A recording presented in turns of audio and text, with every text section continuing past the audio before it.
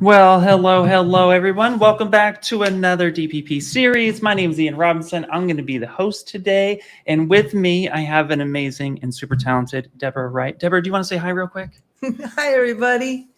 So Deborah here is going to introduce herself as a lot of very talented ZBrush stuff is happening. If you guys use ZBrush and you're already thinking, well, they do characters and they do, films and games, believe you me, you're going to want to stick around because as a previous toy maker myself, I'm really excited for this because there's a lot of cool stuff to cover. But before we do that, we have a couple things that we want to share.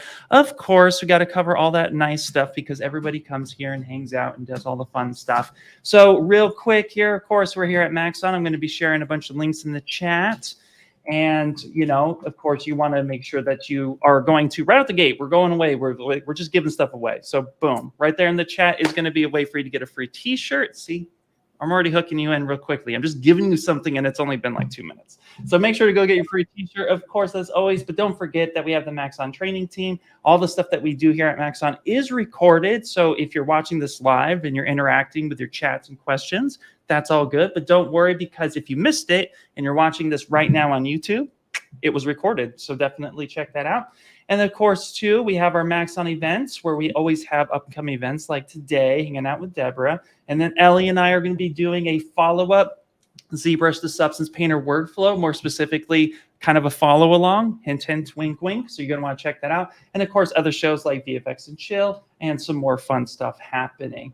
And then, we also have this thing called the ZBrush Summit that is coming. If you're here live in Los Angeles, you'll be able to come in person and hang out. So definitely want to go and register for that right away. And then Deborah has some fun things to share, but you're also going to want to check out her website because she has a lot of really cool stuff that she makes. So I think that about wraps up. I just breezed right through that. And now we're going to do a full introduction of Deborah. Deborah, can you do us a favor and actually talk about yourself? Tell us who you are, what you do, why you do the things you do so well. I'd be glad to. Man, that was a land speed record, Ian. I can't believe how it chew you right through that. Yeah, I hit the NOS this morning.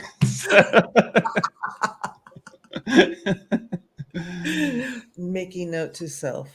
Yep, exactly. Yeah. Do you like Fast and Furious stuff? That's not what we're here to talk about, but I hear it outside all the time.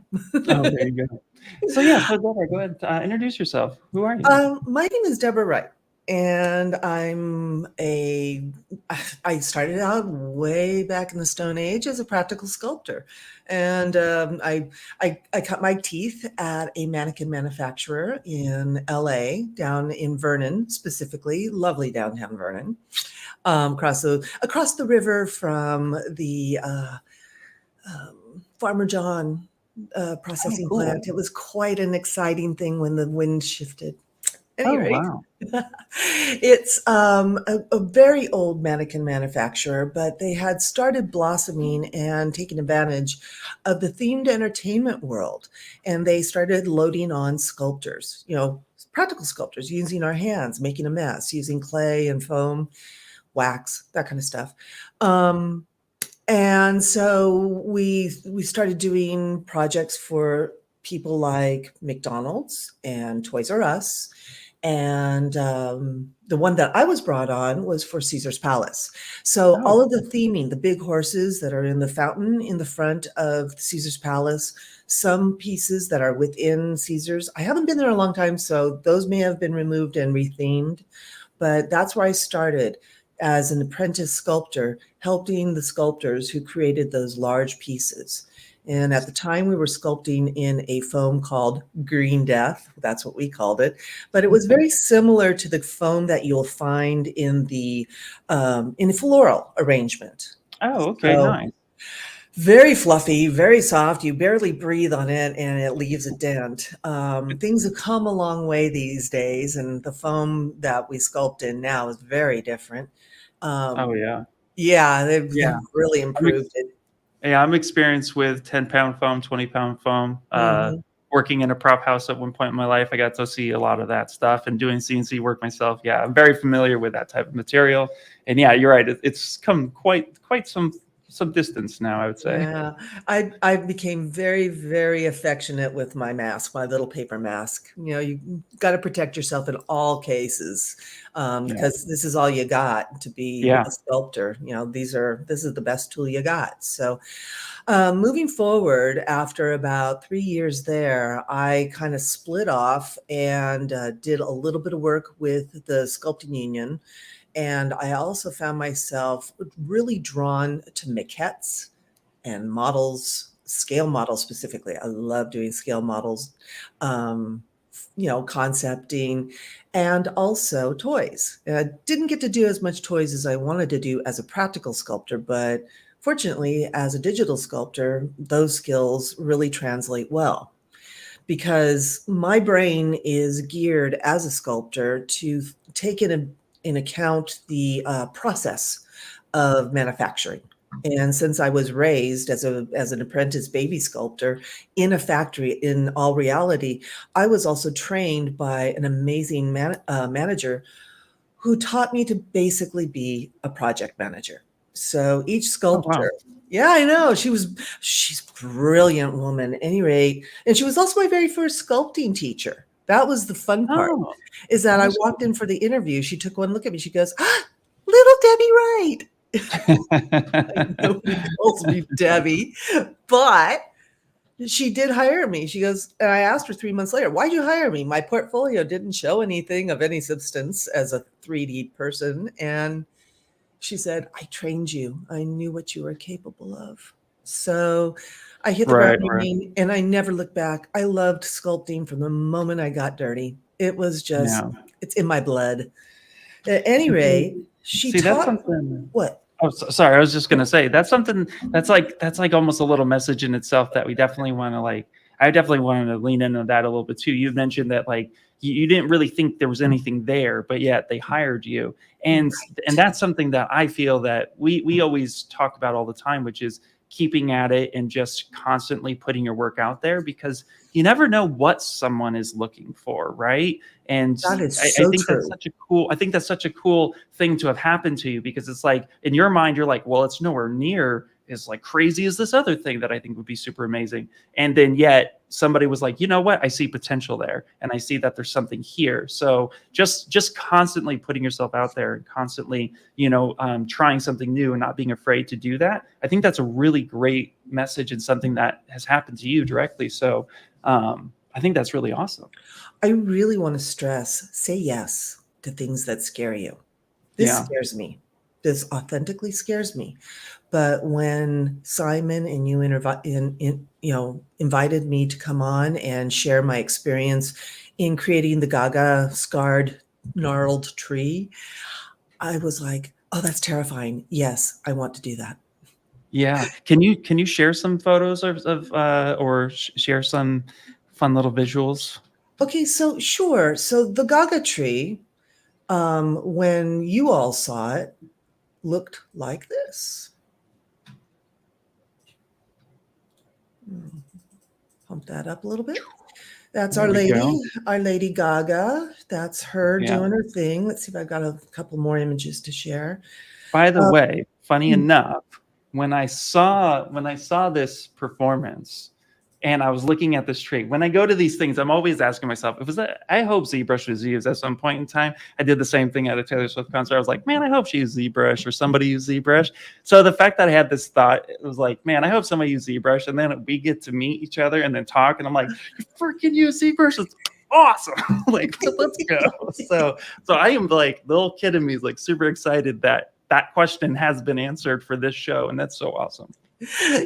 Oh, I got to tell you, I was 4 years old when that bloody tree came up off the lift and onto that satellite stage. I lost myself. Yeah. I was as flappy handed as everybody else around me because truly, I mean, look at this thing. It's scarred, it's gnarly, it's been treated by beautiful paint, and let me zip on back here. This is what I submitted. It doesn't look all that fabulous because it doesn't have all the magic glitter that gets dumped upon it when a master painter and somebody comes along and zhuzhes it up. But I got to tell you, I was born for this. I Oh, have this been is doing fun. stage stuff forever. I mean, I was a little kid dressing up my house and for Halloween and Christmas. I was like theming and stagecraft just totally in my blood. So when I was invited to be part of Jet Set's crew,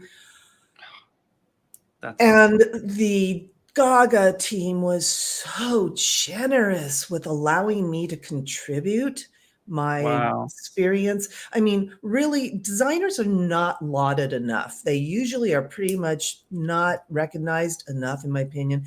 I need to say right here and right now that the Gaga people, their whole creative team, brought me a package of yum to work from.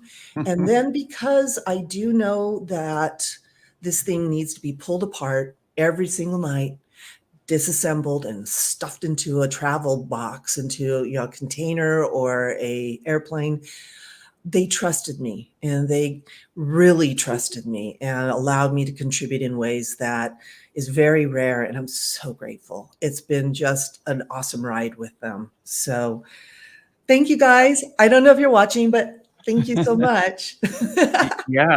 Well, we're definitely going to be covering. So Deborah's going to be covering how basically she created this. But before we get started, we did have a question came through. We have a bunch of hellos, and it's always so awesome to see people coming in and saying hi. And so hello to everyone. But the main question that we have coming in here is, hey, Deborah, any advices to get clients and build a network as a freelancer? And this is a question that we get quite often, so had to ask it. Fearless door knocking.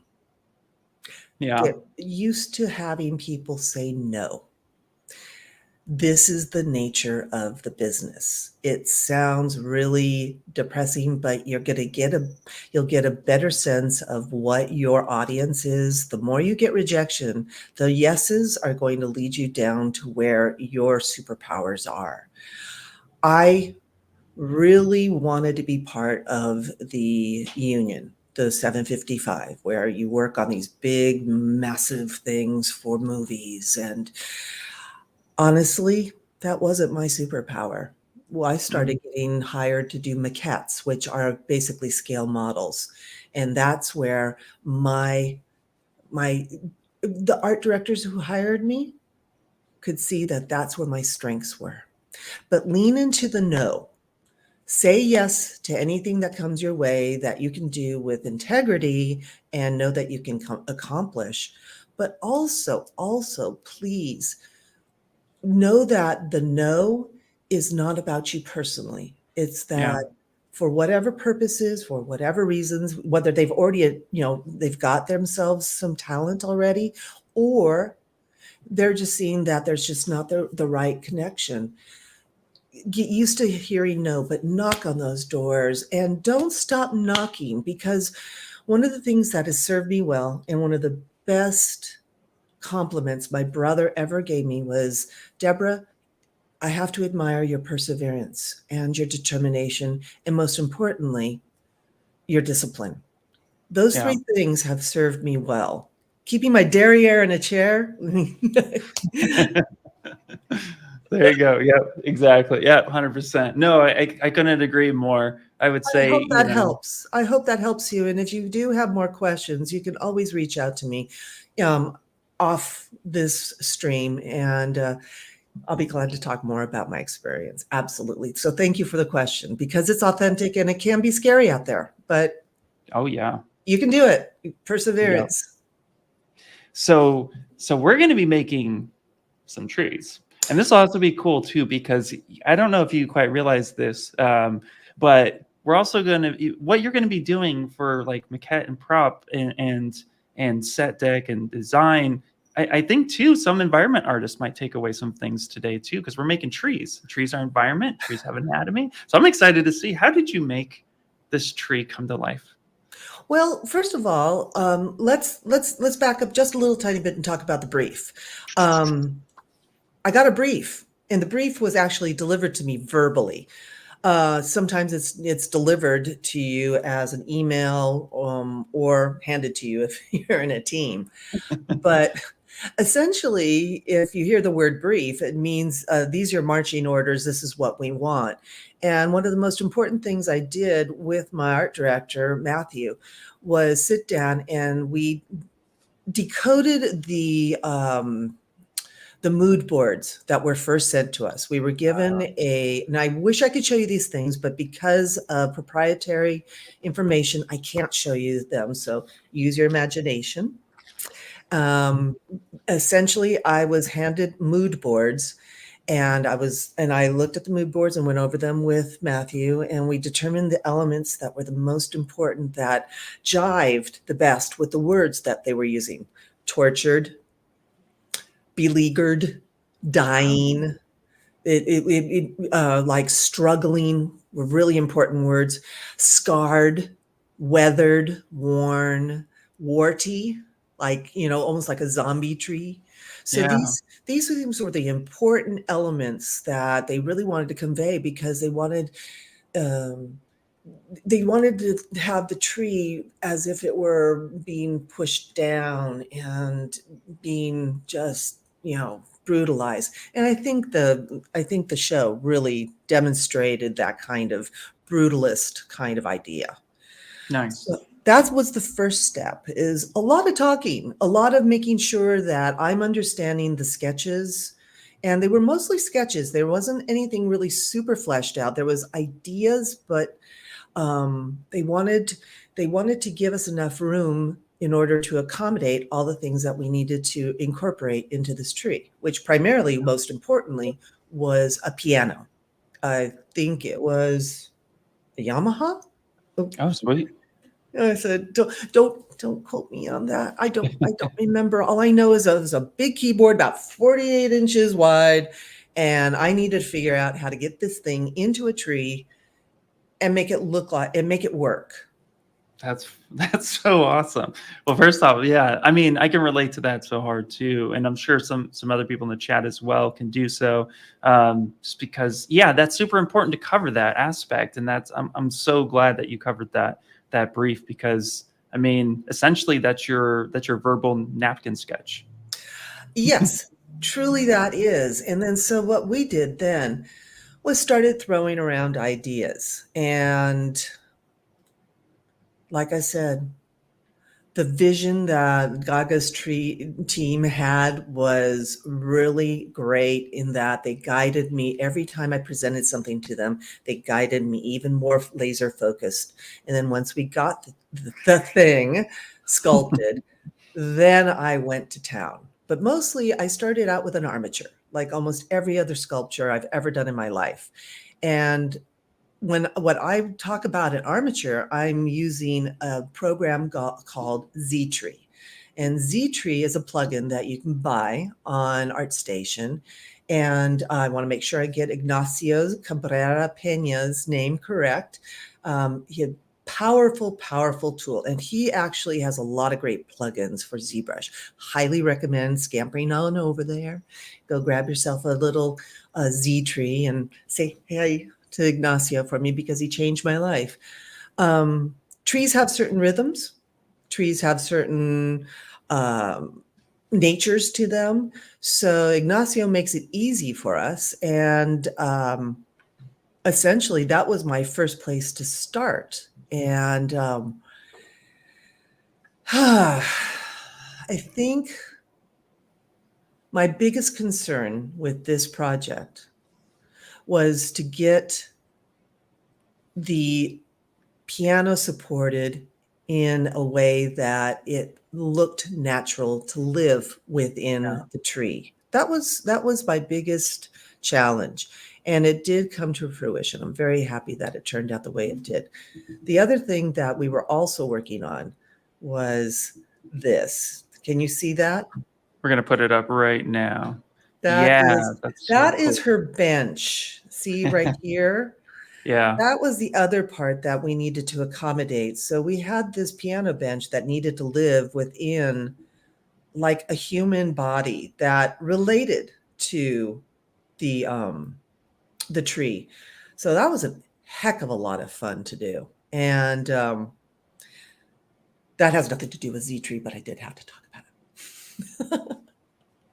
Well, all right. Well, no, I think that's super cool. I mean, just taking a look at like all the prep work too. And this is something that's important, I think, as individuals move in away from like hobbyist and more into freelance or even in a professional gig. There's a lot to consider. There's a lot of steps. And so I am actually really excited that you took the time to even cover all of that instead of like, yeah, I made a tree, so here we go. Boom, boom, boom, boom. It's more of it is a whole process. And I think that's a part of the conversation that every industry sometimes has a tendency to just kind of like gloss over it. It's like, yeah, we have a conversation, we have a meeting, blah, blah, blah. But just within this like first like 10, 15 minutes, it's super important to cover that stuff too, because that sets the tone for your piece. And I think that's fantastic. So thank you for going over that. I really want to give those who are eager to get started, who are just coming to ZBrush, a little bit of a toehold and not be afraid to ask questions, because right now I'm working with Spirit Halloween and it's a ball. I'm having a blast, but my eyes don't always see what is on my, on the brief. I look at the drawing, I think I see what I'm seeing, but the truth of the matter is sometimes I need to go back to the designers and say, I don't know if what I'm seeing is what I'm seeing. And those are perfectly valid questions, because really everybody wants to have success. And the more questions you ask, the questions don't make you look stupid. Questions make you look like you want to get it right. And this is like something I've had to like break my other mentees with, is that ask me the question, because it's so important to have clarity as we move. That's how we move forward quickly. So speaking of moving forward, let me grab Z-Tree. And by grabbing Z-Tree, that means I'm going to open up this little panel over here. I don't know if our viewers are familiar with this nifty little device, but these double divider, you click on those two arrows right there and you get some space to work in. I'm going to also grab my Z plugin menu and drop it in over there, because I want to leave it open so it's not flying open all the time. All the way down here, you're going to find it's alphabetically sort of kind of arranged. Kinda, because it's ZBrush. Exactly. In flat brush is all I've got to say.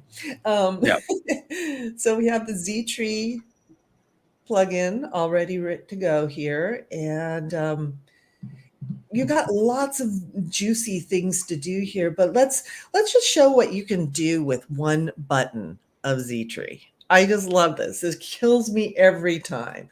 The auto tree, like you've got a tree. So we have 6 different choices of deciduous. Gosh, let's go with that. I probably murdered that, but nonetheless, big leafy trees. You did better than me. I guarantee it. So we've got 6 different choices.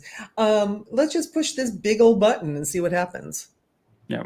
And while that magic happens, I just want to also let people know too, like plugins are super amazing with ZBrush, but if a plugin exists for it in ZBrush, that also means that you could do it. But the benefit of plugins is that it saves time. So that's something to remember too. Like, yeah, we could have by hand brought every single Z-sphere out there and made a whole design. But if you're somebody like Deborah, who's making tons of trees all the time, new designs, editing quickly, these plugins super help. So if you ever see a ZBrush plugin, just know that if it's done in a plugin, it can be done in ZBrush. It's just usually a big time saver. So I'm really happy you brought up Z-spheres, because I didn't fall in love with Z-spheres until I started using Z-Tree. And now I use it to create armatures for my characters, for just about anything that's juicy and organic, because it's a nifty, nifty tool. It's kind of changed my workflow in lots of ways, because you have this wonderful option to play with your armature and mess things around before you commit to a mesh. So again, all I've done is just, lay up a tree here. It's Yeah. voila, I've got a tree. And it's kind of branchy for what we're going to do today, because I have a brief I made up a brief, and our client has asked us to create a woodland magical tree. And I'll show you the little sketch that they sent me.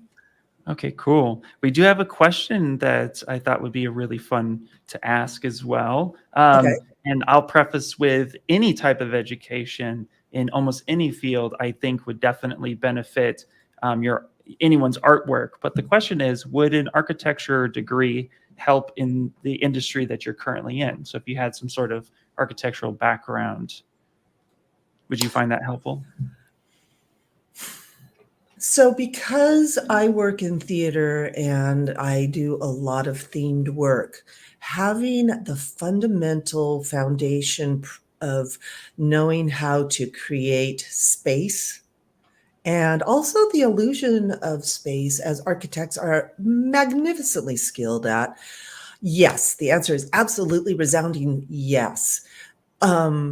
This Building a stage is like building a little world, much like world building in Unreal games, whatever. You're creating an environment artists. There you go.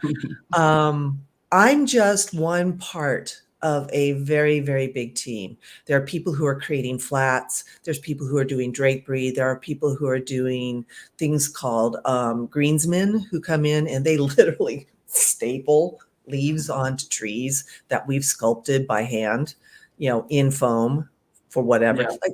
Like when I worked on Planet of the Apes, there were just tons of trees, and we sculpted the branches and the trunks and the greensmen. So yeah, an architect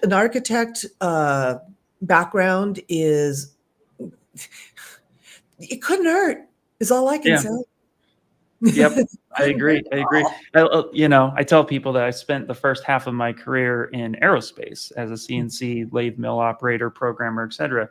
I had no idea that the 12 years I spent in aerospace manufacturing would ever come into play with toys when I started working for toy companies as a sculptor. And they would come to me and talk about injection mold, and they would be like, okay, so we do this process. And I'm like, oh yeah, no. And I'd start nerding out with them. I'd be like, yeah, well, okay, so this is the tooling used. I was like, hey, what material is this? Like, it's like Zinc-A-Nail, it's Waspaloid, like, what do you get? And they're like, oh, you actually know? Okay, this is great. And it was just fun because that connection, while I didn't need it, it helped me understand the process of toy prep. So then when I handed files, they were like, he understands that you need so much to figure out X, Y, and Z. So that's why I prefaced it. And I'm glad you said the same thing, which is like, yeah, any education is going to be helpful. And the more you understand, even just a little bit, is going to help you create better. So I think that's really cool.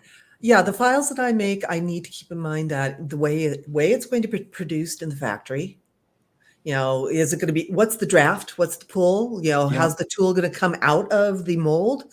All these things need to be taken into consideration.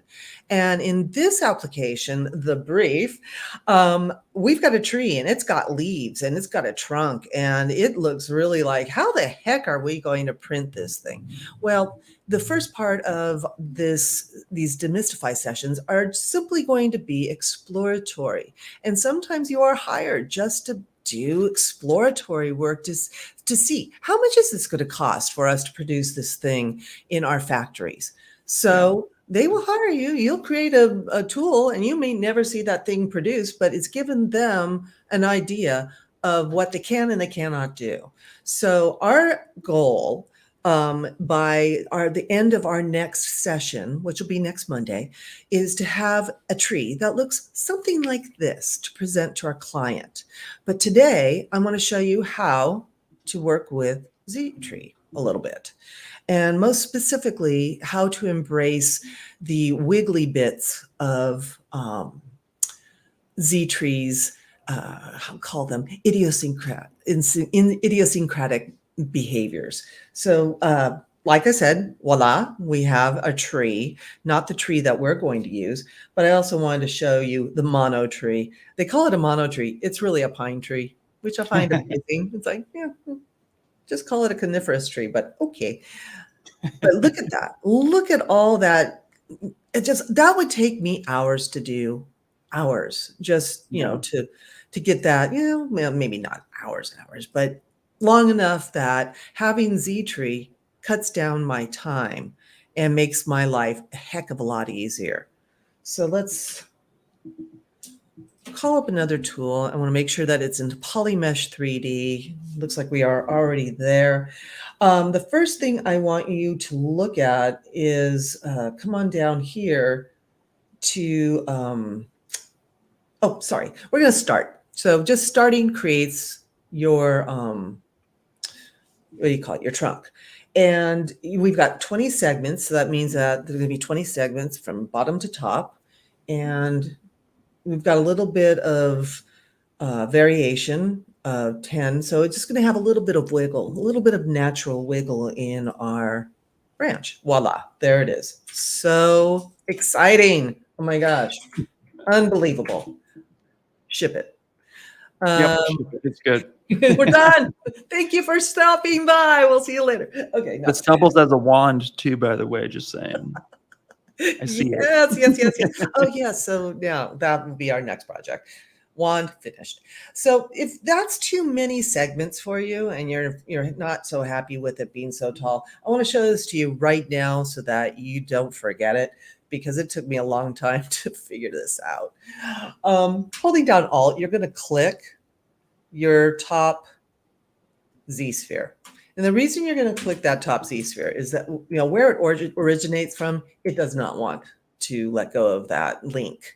That's how Z-spheres are set up. They build off of their originator and continue on a link. So if you want to get rid of some of those Z-spheres or more Z-spheres as you are, crafting your tree, I want you to hold down your Alt and just click on your spheres until you're a happy camper.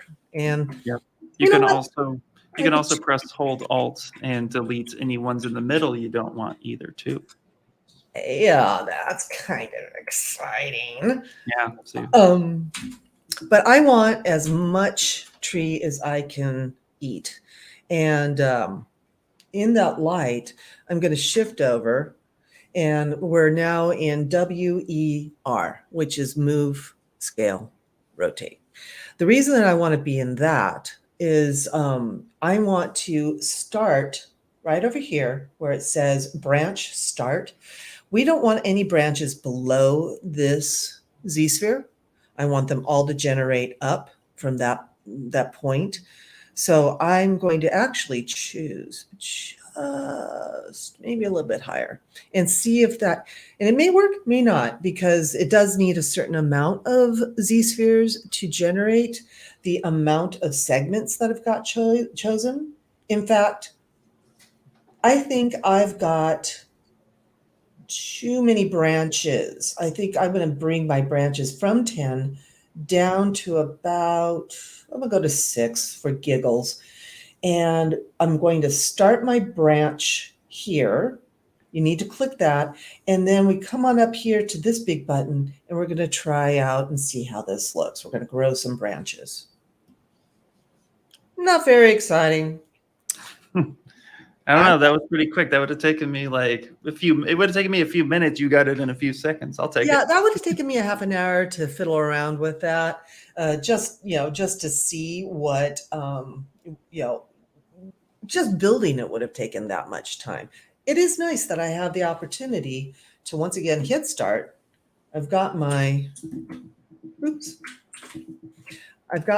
little tree trunk here, and let's see. I think what I'd like to do a little more length. This is something that was bothering my eyes when I looked at that, and the length just didn't feel right. So I'm going to pump up my length. I've got branch segments of 10. I think I'm going to give myself maybe about 15. Branch angle of 45. That looks good. Branch width, maybe a little more juice there. That might be nice. And now, once again, coming down to branch start. Yeah, let's go back into Q. I forget, what's that called when it's in Q regular is in Q. So you have draw. It's Q is draw, W is move, E is scale, and R is rotate. If I remember Right. So we want to be in move, scale, rotate, choose your Z sphere. And then what I'd like for you to do once again is hit that branch start here. And then let's grow some branches. And Boom. that is much yummier. I'm liking that. That makes me happy. So now that we've got a good place to start, we've got an armature. It's got the flavor of the tree that is in our brief, and I'm going to start moving some of these bad boys around. The first thing I want to do is I want to do some scaling because trees are big. And I have moved from California to a very tree-y place. And I've been spending a lot of time studying trees. And one of the things I've noticed is that the base of a tree, it's not much bigger than the rest of the tree, but it really is more substantial. You can really feel the weight, and especially down when you start getting toward the roots and the root ball. And the root ball really expands. It's almost as if the tree is echoing in the root ball the branches that are above. And I heard, don't quote me, but I've heard that there is many, if not more, branches of roots underneath the tree as there are branches above. Yeah, trees are heavy. I've seen a lot of them fall yesterday, to be exact. And they need a solid grounding. So, for all the stuff that's above, so below, if not more. So starting with my base, start at the bottom always, start at your foundation. Foundation is where you're going to, get things grounded. I'm going to want to go E for my scale. Sorry, that eluded me.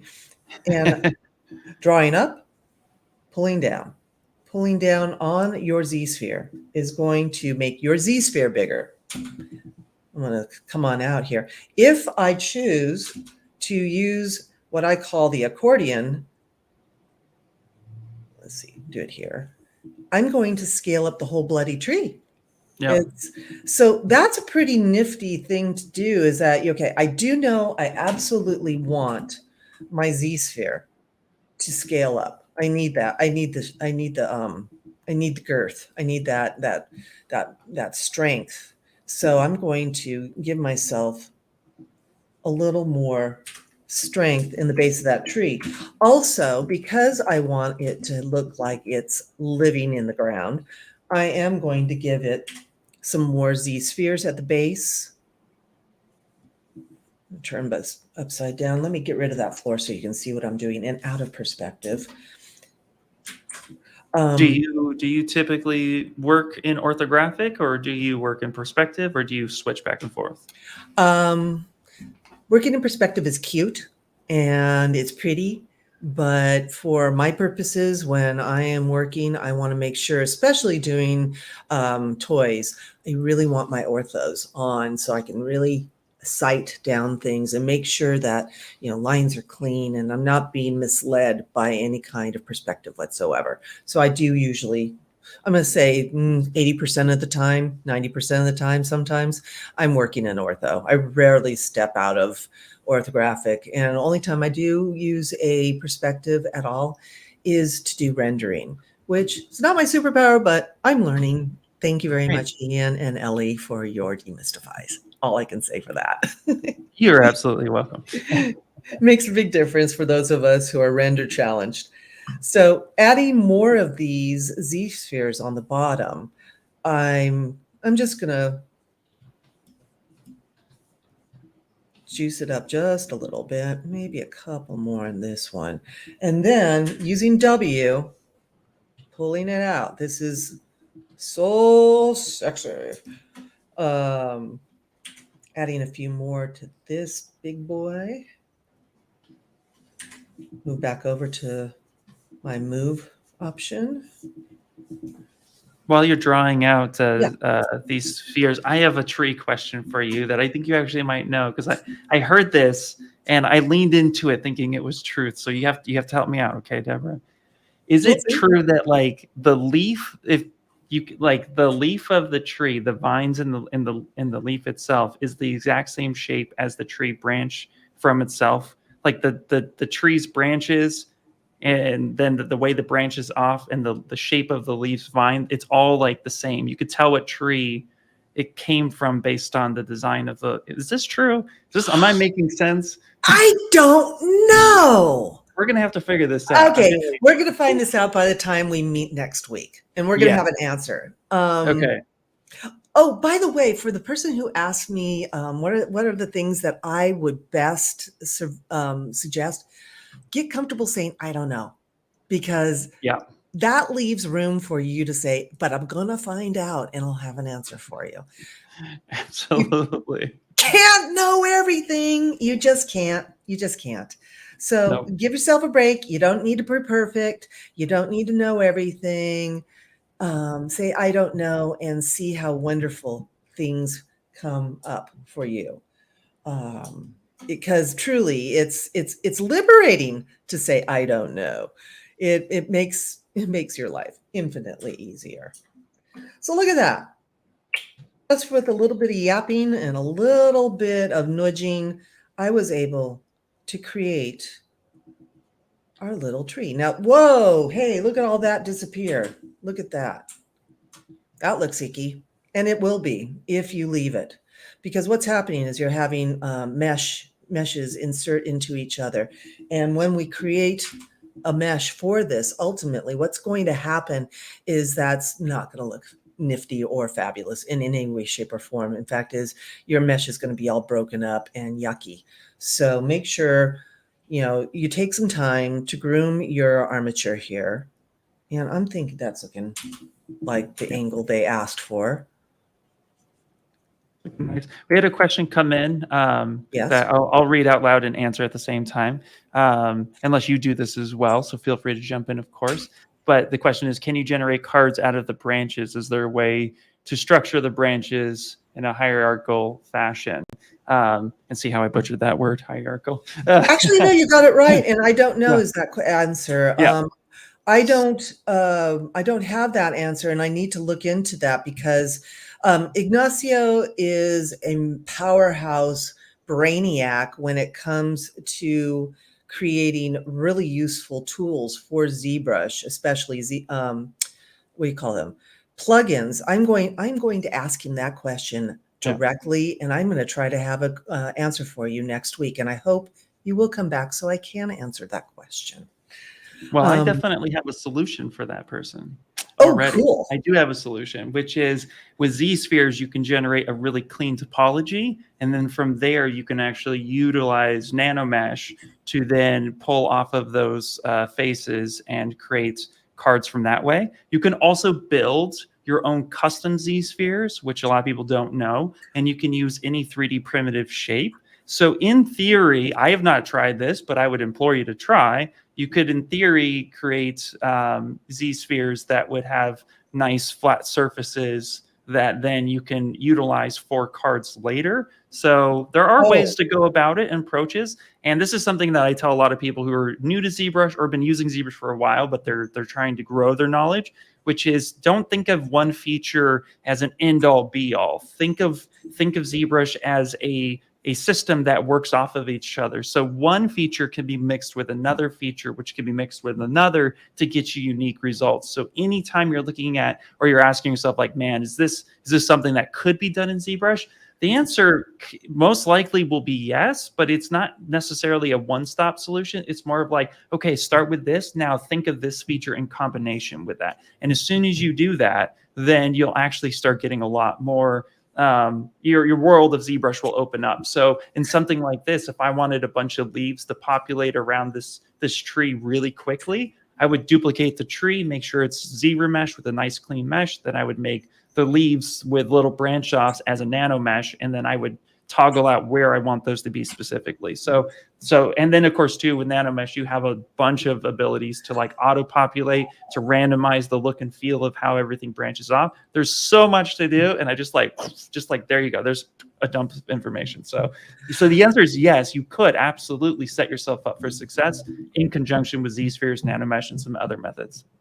I'd like to layer upon that my opinion, and this is pure opinion, and if somebody else feels another way, I bless them. I really believe that this is as deep, if not deeper, a program. And you can come to a solution 1,000 different ways. Just like when I first started doing Photoshop, I was like astonished at how many different ways I could solve a problem. And it's your workflow. What works for you? You're talking about nanomesh. I lean more toward fiber mesh. Other people, have other solutions. And it's astonishing to me to see the breadth and depth of ZBrush. Keeps me coming back for more every single time. Oh, yeah. So, hey, I don't know if anybody noticed here, but when I was yanking on the base here, the thread of our Z spheres, creates this wonderful little natural organic, I'll call it branchy feeling. And I, for the most part, feel that we have come very close to what our brief asked for. In fact, at this point, let's stop and take a look and maybe do some course correcting. And yeah, okay, so what we need now is more of an arc in our tree. In this long branch here, it looks like we have 1, 2, 3, 4 main branches. And I'm not paying attention to anything up in this area, the leafy area, because that's where fiber mesh is going to come in and help me out next week to show off, this is what it could look like. So we've got all those branches. At this point, I might need to get in here and I might need to do some more scaling up. So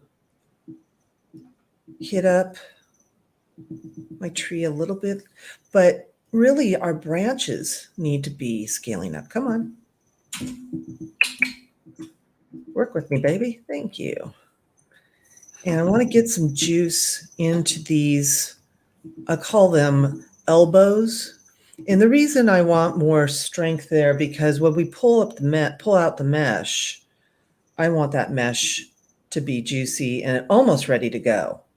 It won't be, because there's going to be some massaging that needs to happen.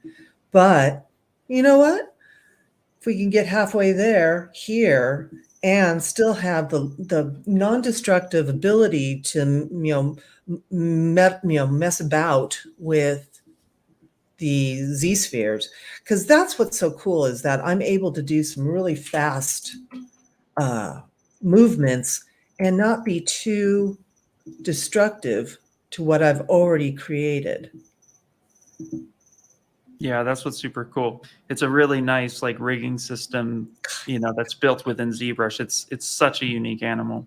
It really truly is, and nobody else has got it. Makes me happy, solves my problems, cooks me dinner. Some of the early fastest ways of creating characters in ZBrush was utilizing ZSphere and then in conjunction with Dynamesh. So just being able to, because that's what you would do. You would fiddle around and get your armature in all the proportions looking relatively nice, and then you would Dynamesh it, and then you would start your sketch process.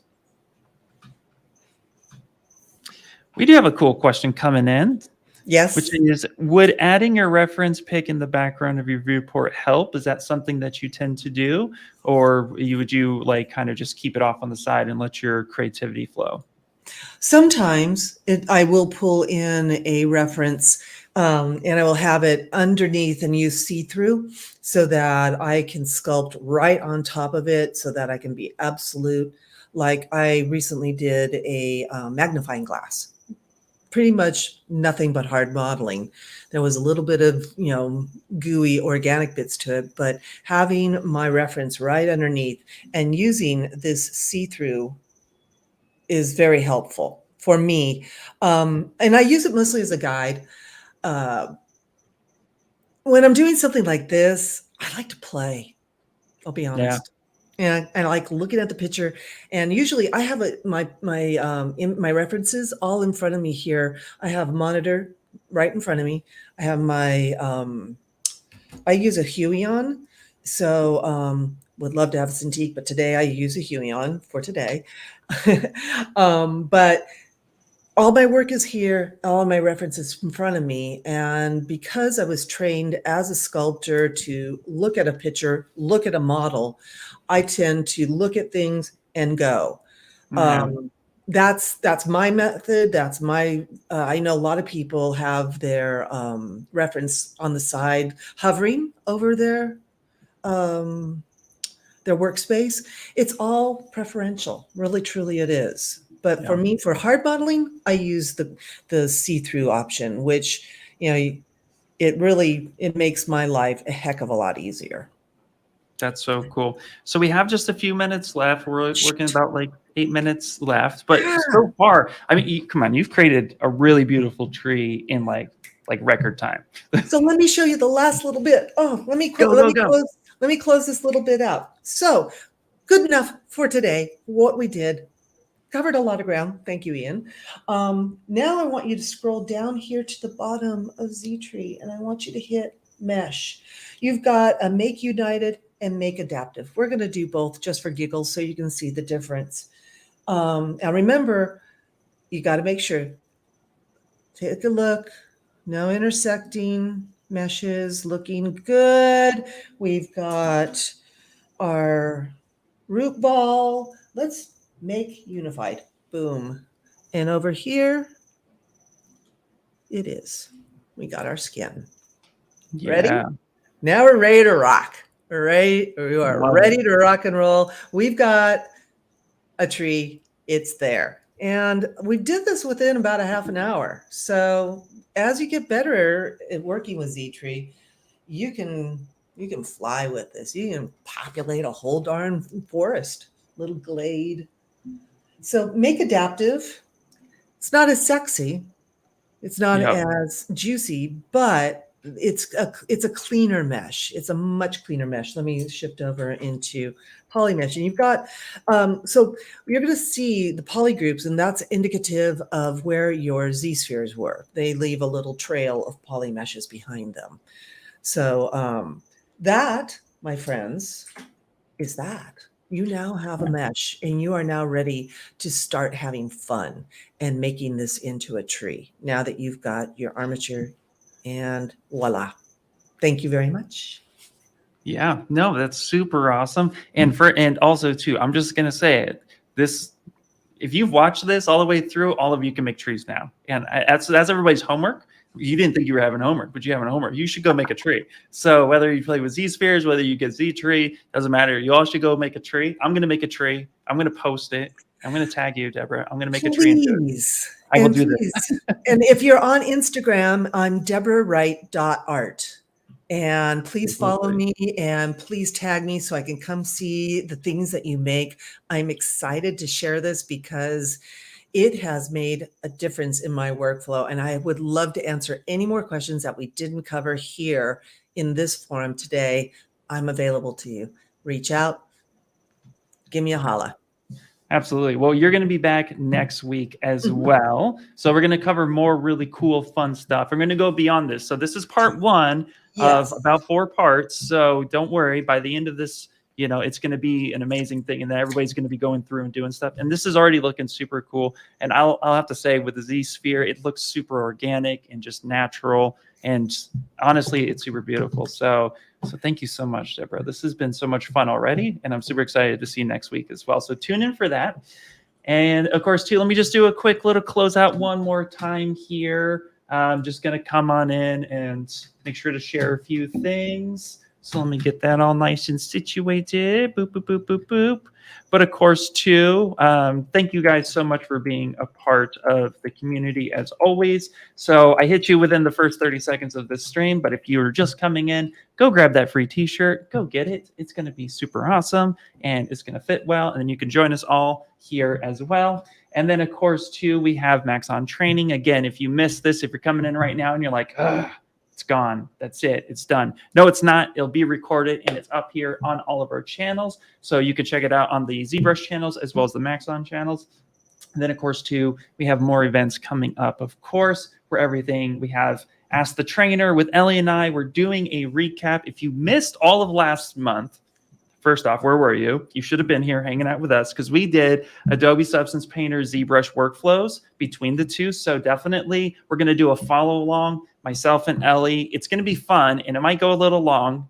Warning, Ellie, if you're watching, it might go a little long just because we're going to start in ZBrush. We're going to do a whole project and then we're going to go through Substance Painter and then we'll do some redshift lighting, some good stuff. So you're going to want to see that. That's a great follow along series, as well as we have VFX and Chill coming up and some more Demystify with Deborah next week. So, and then of course you have the ZBrush Summit. ZBrush Summit's coming up. If you're here local, definitely want to go and check that out because we're here live. It's our 10th anniversary. Lots of fun stuff, ZBrush related content and all the cool stuff. So this is like one of 13 plus industries we're in. And so happy to connect with you, see you in person, and also to just share the love of sculpting and creating art and being creative in this industry. And then of course, Deborah, we're not going to forget you, Deborah. We got your website dropped in the link description. Go check that out. And everybody have a great time. So, and of course, too, Cineversity, where all the fun learning and training and all that stuff is. Where is that, you might say? That's a good one. You want to come up here to maxon.net, go up to Learn, and then go to Cineversity because we have a bunch of stuff. You want to learn how to do ZBrush, Cinema 4D, Redshift, Red Giant, etc., or use them all like I do, then pop on in here because we have all the Getting Started series. So you definitely gonna want to check that out too. And I think that pretty much covers it. So again, Deborah, thank you so much for hanging out with me and showing some really cool ways to use ZBrush. I can't wait until next week, and I cannot wait until the ZBrush Summit. I'm so happy we're coming back. So yay! You gotta show up. It's fun. It's so much fun. Oh yeah, absolutely. Okay, last question for you. It's a doozy. Did you make your necklace in ZBrush? Somebody wants to know. Oh yeah, God, yes. Yes, I did. In fact, a lot of the stuff that I make that's not for other people in the industry is I do a lot of like custom jewelry pieces, and I'm part of a kind of a culture of I think some people heard of Burning Man.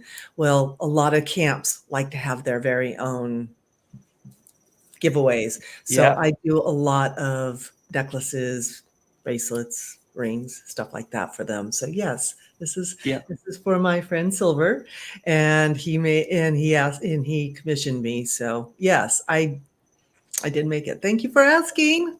Yeah, absolutely. See, just another industry to let you guys know. It's not just games and film. It's so many other things. So many other things. ZBrush is in a lot. I tell a lot of people, if you're a ZBrush artist and you like loved games, you love film, but you're having a hard time getting into that industry, there's like another 11, 12 industries you can look at. So jewelry being one of them. Toys, come to my world, make some toys. It's going to be fun. It's a ball. It's so applicable in so many different ways, and I want to try them all. Thank you so much for letting me show this to you all, and I can't wait to see your trees. And thank you so much, Ian. Thank you so much for being there for me, and thank you all for coming by and watching me do my thing. Absolutely. Thank you so much. All right, everybody, we'll catch you later. Bye. Bye.